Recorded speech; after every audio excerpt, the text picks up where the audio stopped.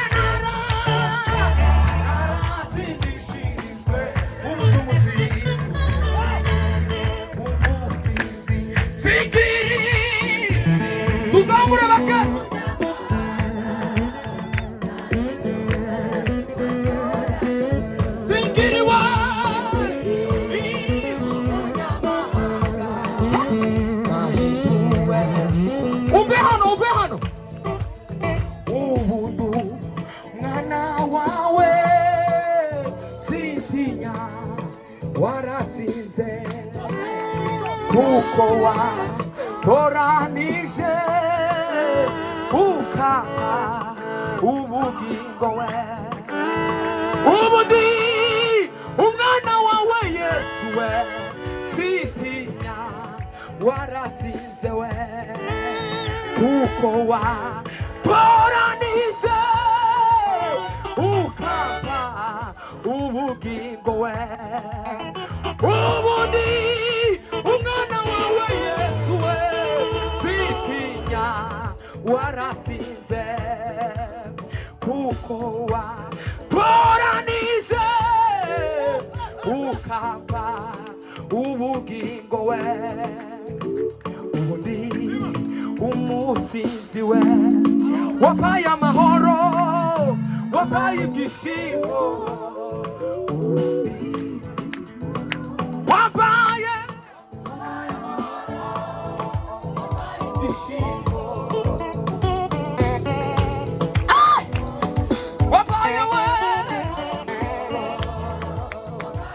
Imana ishimwe tegera numvise mugezi wanyu anyibutse iby'imbaraga kandi najyewe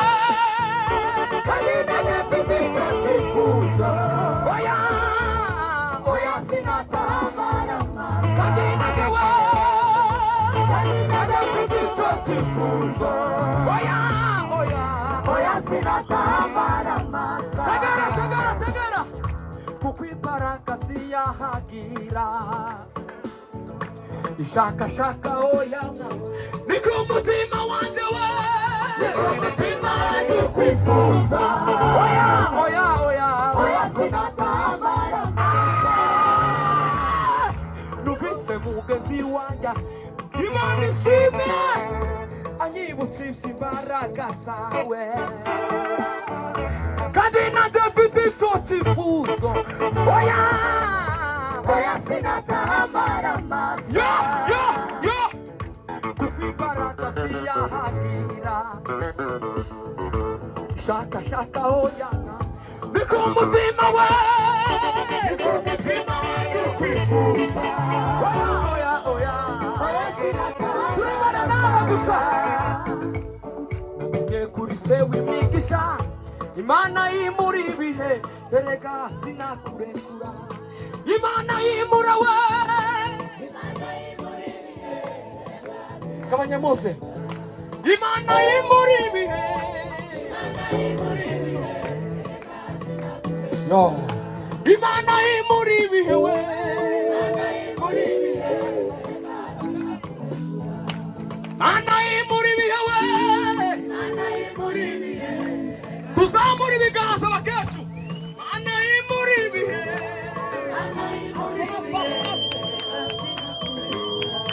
Imana imuri ibihe. Imana imuri ibihe. Imana imuri ibihe. Sina kurekura we. Erega we, erega. Sina kurekura. Namenye kumiseumisha. Imana imuri ibihe. Wa, go, chu. Imana imura we. Imana imuri ibihe. Hallelujah. Imana imura we. Imana imuri ibihe. Imana imuri ibihe. Imana imuri ibihe. Imana imura we. Imana imuri ibihe.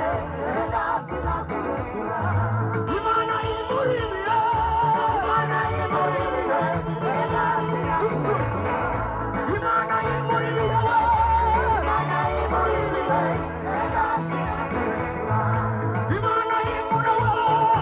Imana imuri ibihe.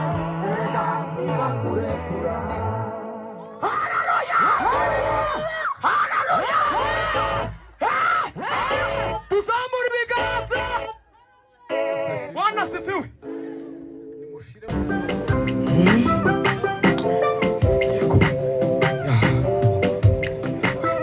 Nagomba. Yes. Siku moja mavuno yataisha kabisa baada ya Injili. Siku moja mavuno yataisha kabisa baada ya jua nalo jua litazimika siku hiyo ya mwisho na utasikia Injili. Atakusanya kwa furaha mali makapi yote yatakupa motoni rafiki utakuwa wapi. Mali makapi yote yatakupa motoni rafiki utakuwa wapi. Mali makapi yote yatatupa motoni imani shima watu wote wa Mungu wafikapo mbinguni kukaa pamoja na Yesu. Wataimba kabisa kwa sauti ya nguvu kushangilia Mwokozi. Watu wote wa Mungu wafikapo mbinguni kukaa pamoja. Wataimba kabisa kwa sauti ya nguvu. Mungu asamasi. Watu wote wa Mungu wafikapo mbinguni kukaa pamoja. Wataimba kabisa kwa sauti ya nguvu kushangilia Mwokozi.